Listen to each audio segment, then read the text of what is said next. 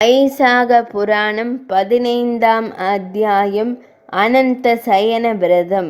நாரத முனிவர் அம்பரீஷ சக்கரவர்த்தியிடம் கூறினார். ஸ்ருததேவனின் வார்த்தைகளை கேட்ட ஸ்ருதகீர்த்தி மகாராஜா, முனிவரே, மன்மதனின் மனைவி ரதி தேவி அனந்த சயன விரதமிருந்தாள் என்று கூறினீர்கள். அந்த விரதத்தை பற்றி தாங்கள் எங்களுக்கு விளக்க வேண்டும். அதை தேவிகள் கூறியதாக தாங்கள் நினைக்காதீர்கள். தயவு செய்து விரத முறையை விளக்கவும். தானம், வழிபாடு என செய்ய வேண்டிய பலனை முன்னோர்கள் கூறியதை தாங்கள் கூற வேண்டும்.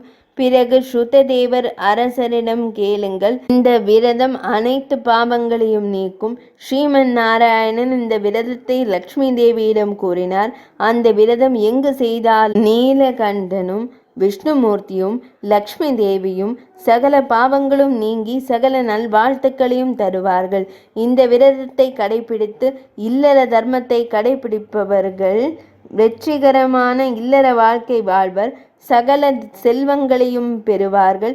அப்படி செய்யாதவர்களுக்கு நல்ல பயன்கள் கிடைக்குமா? ராவண மாதத்தில் சுத்த வித்யாதி விரதம் செய்ய வேண்டும். இந்த விரதத்தை கடைபிடிப்பவர்கள் 4 மாதங்கள் அன்னம் மற்றும் பாயாசம் படைக்க வேண்டும். லக்ஷ்மி சமேதரான ஸ்ரீ மகாவிஷ்ணு ஏகாதசி தினத்தன்று 4 வகை உணவுகள் சமைத்து பரிமாற வேண்டும். குடும்பம் உள்ள சத்பிராமணனை வணங்கி அவருக்கு 4 வகையான உணவுகளை அளிக்க வேண்டும். தங்கம், வெள்ளி இவற்றை லக்ஷ்மி நாராயண சிலையை பட்டு ஆடைகள், துளசி மாலைகள் மற்றும் வாசனை திரவியங்களால் படைத்து வழிபட வேண்டும்.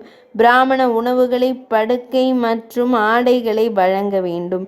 இப்படியே ஸ்ராவண மாதத்தின் தொடக்கத்திலேயே ஸ்ரீ மகாவிஷ்ணுவை லக்ஷ்மி தேவியுடன் சேர்த்து 4 மாதங்கள் வழிபட வேண்டும். பின்னர் மிருகசீஷம், பூசம், மகம், பால்குணம் ஆகிய நட்சத்திரங்களில் லக்ஷ்மி சமேதரான ஸ்ரீமன் நாராயணரை வழிபட வேண்டும். பின்னர் சித்திரை, வைகாசி, ஆடி மாதங்களில் ஸ்ரீஹரியை ருக்மிணி தேவியுடன் மலர்களால் அர்ச்சனை செய்து வழிபட வேண்டும். ஸ்ரீ மகாவிஷ்ணு பூமி தேவியின் பரிபாலகரும் நாயகரும் ஆகையால் நதிக்கரையில் அவரை வழிபட வேண்டும்.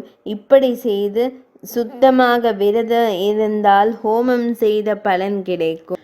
விஷ்ணு காயத்ரி ஹோமத்தை 3 முதல் 4 மாதங்கள் செய்ய வேண்டும். சித்திரை முதலான 4 மாதங்களில் ஆண்கள் சிறிய மந்திரங்களை உச்சரித்து ஹோமம் செய்ய வேண்டும். பஞ்சாமிர்தம், பாயாசம் இவைகளை சமைத்து பூஜை செய்து பக்தர்களுக்கு உணவளிக்க வேண்டும். 4ஆம் நாள் ஸ்ரவண மாதத்தில் இதை செய்ய வேண்டும். ஸ்ரவணாதி மாத சதுஷ்டிய பூஜைக்கு முன் லக்ஷ்மி நாராயண சிலையை தியானம் செய்ய வேண்டும். சதுஷ்டிய பூஜையின் நடுவில் ஸ்ரீகிருஷ்ணர் சிலை வழிகாட்டுகிறது. சைத்ராதி மாத சதுஷ்டிய பூஜையின் முடிவில் வெள்ளி வராக சிலையை தானம் செய்ய வேண்டும். பிறகு கேசவாதி நாமங்கள் கொண்ட 12 தெரு பெயர்களுடன் 12 பிராமணர்களுக்கு ஏதாச்சதிக வஸ்திரம் தானம் செய்து தெற்கு நோக்கி கொண்டு வர வேண்டும். அடுப்பில் சமைத்த உணவுகளுடன் 12 ரூபாயும் நன்கொடையாக சேர்த்து வழங்க வேண்டும்.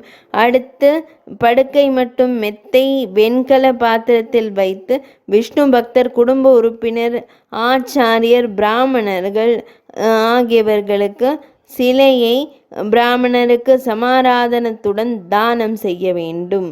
லக்ஷ்மி அனந்த சயன விரதம் முழு பலன் கொடுக்கும். தான மந்திரத்தை கூறி அனைவரும் உணவருந்திவிட்டு உயர் ஸ்லோக பாவமாக, சுவாமி ஜனார்த்தனா, உன் படுக்கை லக்ஷ்மியுடன் இருப்பது போல இந்த படுக்கையுடன் என் படுக்கையும் காலியாக இருக்கட்டும். இந்த விரதத்தை யார் வேண்டுமானாலும் செய்யலாம்.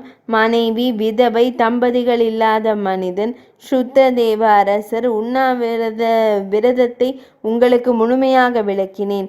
இந்த விரதம் செய்த பிரசன்னர்களுக்கு ஸ்ரீ மகாவிஷ்ணு இறைவனின் அருளால் மக்கள் அனைவருக்கும் நீண்ட ஆயுள், வளம், ஐஸ்வர்ய பலன்களுடன் திருப்தி அடைவார்கள்.